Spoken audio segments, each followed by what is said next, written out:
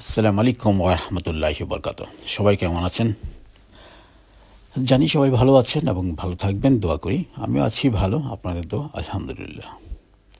তারপর কিছুক্ষণ হলো বেরিয়ে আসলাম মসজিদ থেকে এশার নামাজ পড়ে। আজকের দিনটা খুব ভালো লাগতে, রাত্রটা খুব ভালো লাগতেছে শুধু এই কারণে, যদিও এখন ঠান্ডা থাকার কথা ছিল, ভালো ঠান্ডা, ঠিক আছে। হঠাৎ করে আজকে দুপুর থেকে সন্ধ্যা অবধি আপনার প্রচুর বৃষ্টি হয়। তো বৃষ্টি হওয়াতে ঠান্ডাটা চলে যায় আর কি। তো এখন বাতাস খুব প্রচুর, মানে জোরালো বাতাস চলছে, বাট ঠান্ডা লাগতেছে না, খুব ভালো লাগতেছে, মজা লাগতেছে। হাঁটতে হাঁটতে হঠাৎ করে উপরের দিকে নজর গেল, দেখলাম যে চাঁদ মামা, আমার দেখে খুব ভালো লাগে, চাঁদ মামা আমাদেরকে দেখছে। আর তখন আমিও তাকে দেখলাম, ভালো লাগলো, হ্যালো হাই বললাম। সাথে ফ্রেন্ডটা বলে কী দেখতেছে, আমি চাঁদ মামার সাথে কথা বলতেছি, ডিস্টার্ব করিস না। তো বলতেছে আমি তো শুনি না কী কথা বলতেছি, আমি তুই বুঝবি না, আমাদের মিলে একটা কালেকশন আছে, আমরা কথা বলতেছি। তো তুই যা, আমাকে বলছে যাবি না, আমি কি তুই যা, আমি আসতেছি। তো চলে গেল, ও আমার জন্য ওয়েট করে নাই, কারণ সন্ধ্যা হয়ে গেছে, সবাই চলে যাবে বাসায়, ওইটাই স্বাভাবিক। তো আমি বেশ কিছুক্ষণ চাঁদ মামার দিকে তাকিয়েছিলাম।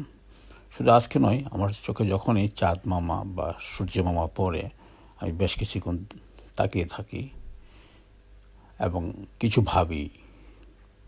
ভালো লাগে, যদি চাঁদ সূর্য না থাকতো তাইতো বা আমরা দিন রাত দেখতে পারতাম না। মাঝে মাঝে অনেক কিছু চিন্তা করতে মনে চায়, কিন্তু মাথা নষ্ট হয়ে যাবে, সেই জন্য এতটা চিন্তা করি না। শুধু অনুভব করে নেই যে চাঁদ মামা যদি না থাকতো কী হতো, বা সূর্য মামা যখন না থাকতো কী হতো।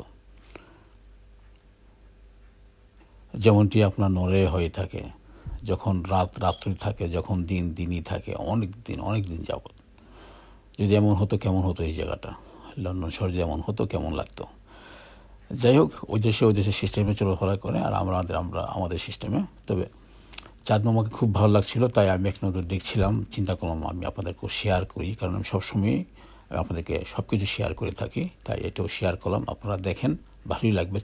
চাঁদ মামা একেবারেই সুন্দরভাবে এসছে, একেবারেই গোল, কোনো বাঁকা টাকা নাই, একেবারেই পুরা, খুব দেখতে খুব ভালো লাগছিল।